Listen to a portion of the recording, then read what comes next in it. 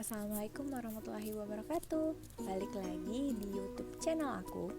Nah, di video kali ini aku bakal review lagi beberapa jurnal, tapi kali ini aku mau bahas tentang cybercrime.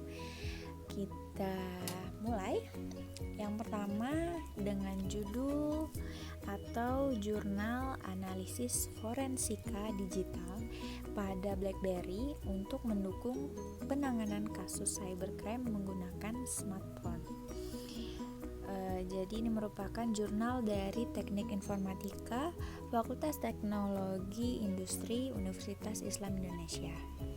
Nah, di sini terdapat tahunnya, itu dibuat pada tahun 2013 dengan penulis yang pertama yaitu ada Yudi Prayudi dan juga Muhammad Iqbal.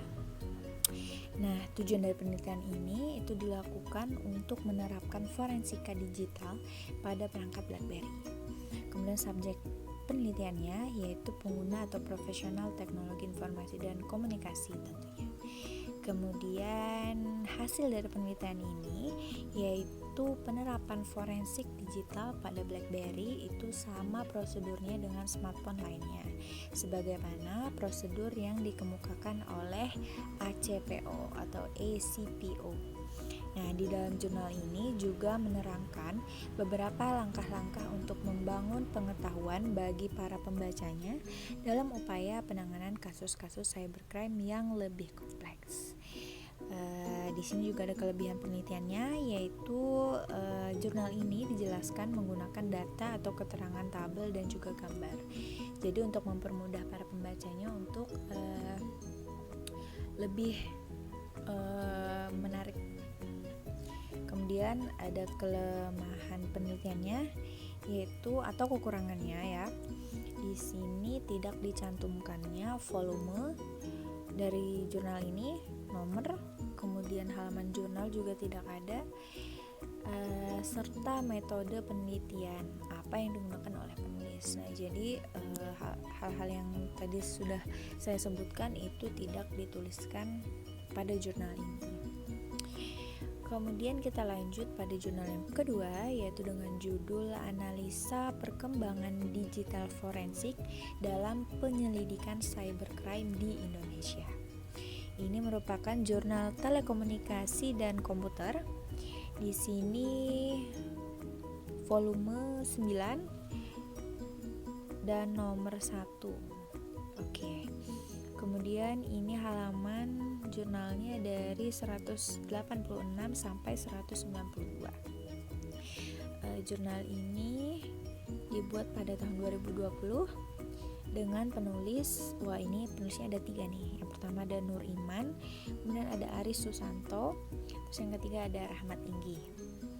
Nah, di sini dikatakan tujuan penelitian ini itu untuk mengidentifikasi sub digital forensik dan menganalisa perkembangan digital forensik dalam penyelidikan kasus kejahatan yang ada di Indonesia. Kemudian di sini juga dikatakan subjek penelitiannya yaitu para pengguna teknologi informasi dan komunikasi tentunya. Kemudian di sini dikatakan penulis menggunakan metode penelitian yang digunakan itu adalah kajian sistematis melalui proses pemilihan sumber data. Nah, di sini disebutkan dia menggunakan Garba rujukan digital pertama, kemudian ada Science and Technology Index dan Rama Repository. Di sini katakan juga terdapat hasil penelitiannya yaitu bahwa kejahatan itu paling banyak ditangani oleh yang pertama live forensik, yang kedua ada network forensik, dan juga yang ketiga ada mobile forensik dengan grafik tren topik di atas 10 dibandingkan dengan forensik komputer dan forensik database itu yang hanya terdapat 2 topik saja. Kemudian kelebihan dari penelitian ini yaitu dari segi bacaannya, pembahasan jurnal itu cukup lengkap dan yang terdiri dari tinjauan instalasi dan identifikasinya ada, kemudian ada proses pemilihan sumber data yang jelas itu ada, kemudian disertai dengan keterangan gambar, kemudian hasil dan pembahasannya itu yang lengkap dengan beberapa tabel datanya.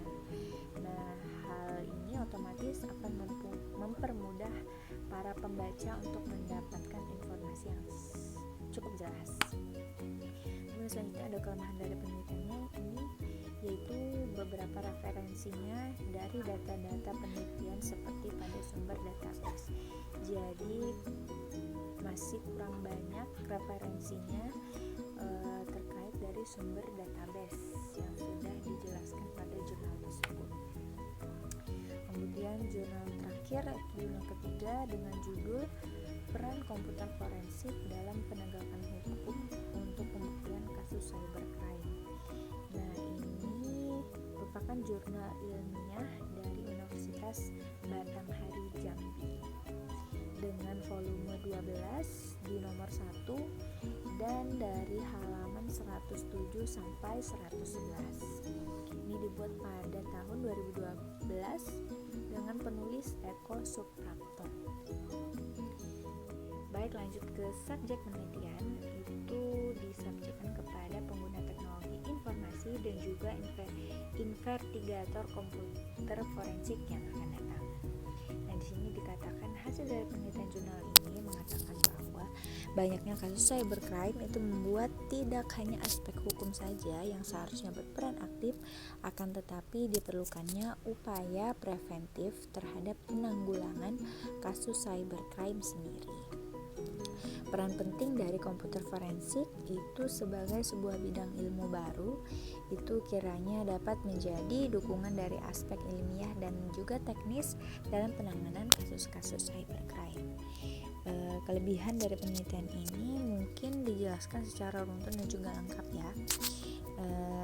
Dan terakhir yaitu ada kelemahan dari penelitian ini juga, yaitu isi dari jurnal ini hanya menuliskan teks, jadi semuanya lebih dominan ke teks, tidak ada data gambar atau tabel yang membuat jurnal ini terlihat monoton dan mungkin sangat membosankan untuk dibacanya ya.